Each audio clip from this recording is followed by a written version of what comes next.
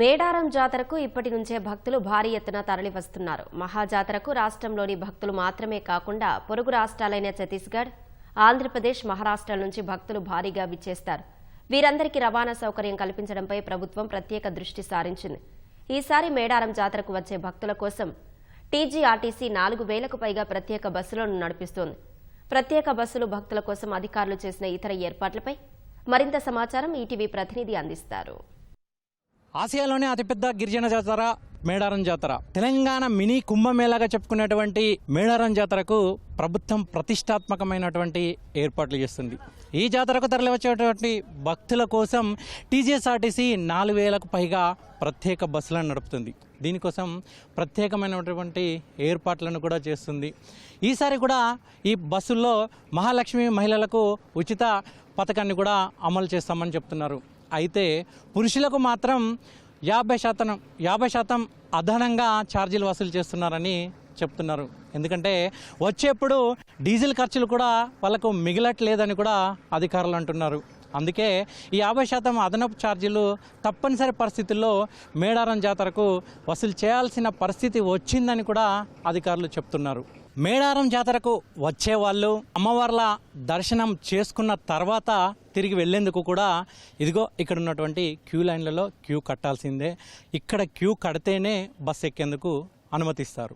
భక్తుల కోసం ఇక్కడ 50 ఎకరాల విస్తీర్ణంలో తాత్కాలిక టెర్మినల్ని ఏర్పాటు చేశారు. దాదాపు 51 క్యూ లైన్లను కూడా ఏర్పాటు చేశారు. ఈ క్యూ లైన్లలో ఉన్న వాళ్ళను పర్యవేక్షించేందుకు, బస్సుల్లో ప్రయాణికులను తరలించేందుకు దాదాపు 10,000 మంది సిబ్బంది పనిచేస్తున్నారు. ఆర్టీసీ ప్రయాణికుల కోసం తాత్కాలిక బస్ టెర్మినల్ని ఏర్పాటు చేయడమే కాదు, ప్రత్యేకంగా కమాండ్ కంట్రోల్ సెంటర్ను కూడా ఏర్పాటు చేసింది.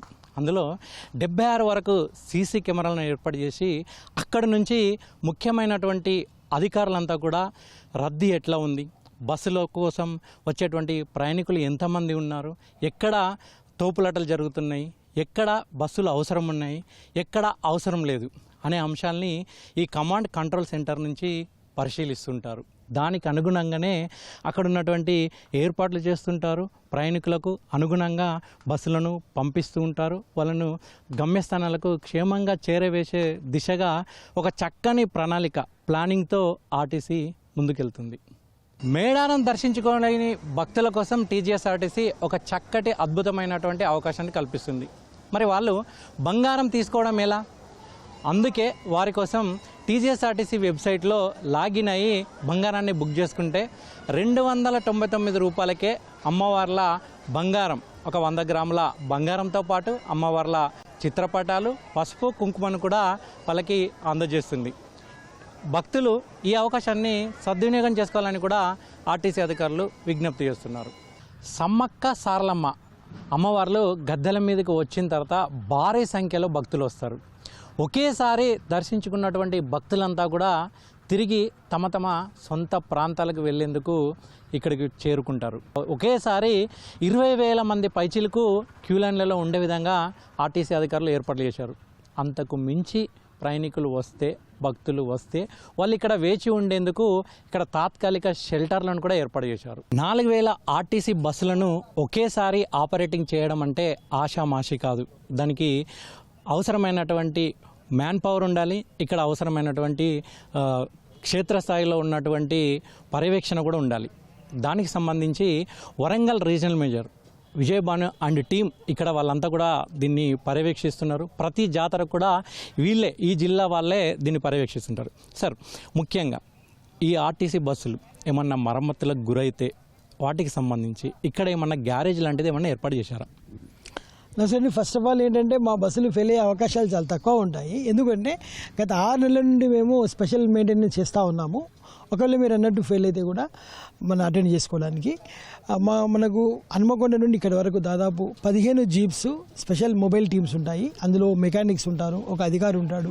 ఏదైనా ప్రాబ్లమ్ వస్తే ఇమీడియట్గా అటెండ్ చేసేస్తాడు.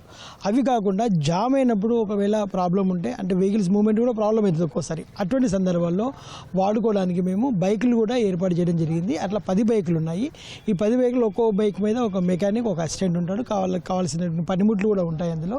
ఇవన్నీ చేస్తున్నాం కాబట్టి మనకు జామ్ కావడానికి అవకాశం లేదు. ఒకవేళ జామ్ అయిపోయింది లేకపోతే బండి ఫెయిల్ అయిపోయింది అనుకోని అది కదలకుండా ఉంటే వాటిని పక్క తోయడానికి మాకు క్రేన్లు ఏర్పాటు చేశాము, ట్రాక్టర్లు ఏర్పాటు చేశాము. కాబట్టి ఎటువంటి ఇబ్బంది లేకుండా ప్రయాణికులకు ఆర్టీసీ పరంగా ఇవన్నీ ఏర్పాట్లు కూడా చేస్తూ ఉన్నాం. ఇక్కడ క్యూ లైన్లకు సంబంధించి దాదాపు 60 క్యూ లైన్లను ఏర్పాటు చేశామని అంటున్నారు. అందులో 54 మాత్రమే వినియోగిస్తున్నారు, 6 మాత్రం ఖాళీగా వదిలేస్తున్నారు. ఎందుకు సార్ ఈ 6 ఫ్రీగా వదిలేస్తున్నారు? ఈ 6 క్యూ లైన్లు ఏవైతే ఉన్నాయో వాటిని ఎమర్జెన్సీలో వాడుకోవడానికి ఏర్పాటు చేస్తున్నామండి. ముఖ్యంగా ఏదైనా వాళ్ళకి నీళ్ళు ఇవ్వడానికి, లేకపోతే ఏదైనా ప్రాబ్లమ్ వస్తే ఇమీడియట్గా వాళ్ళని ఎవాక్యుయేట్ చేయడానికి ఈ పోలీస్ వాళ్ళ యొక్క అడ్వైస్ తీసుకొని మేము 6 ఇక్కడ ఈ ప్రాంగణంలో ఇక్కడ ఒక 3, అటువైపు ఒక 3 ఏర్పాటు చేయడం జరుగుతూ ఉంది. దీనివల్ల ఇబ్బంది లేకుండా వాళ్ళని ఎవాక్యుయేట్ చేసి ఏదైనా అత్యవసర పరిస్థితుల్లో ఇవి మనకు ఉపయోగపడతాయి. Thank you. ఇది మొత్తానికి మేడారం జాతరకు తరలి వచ్చేటువంటి ప్రతి భక్తుని క్షేమంగా గమ్యస్థానానికి చేరవేసే వరకు కూడా ఆర్టీసీ అధికారులు తమ సాయశక్తిలా కృషి చేస్తామని అంటున్నారు. మేడారం జాతర నుంచి కెమెరామెన్ రమణ మహేష్తో శ్రీనివాస్, ఈటీవీ న్యూస్.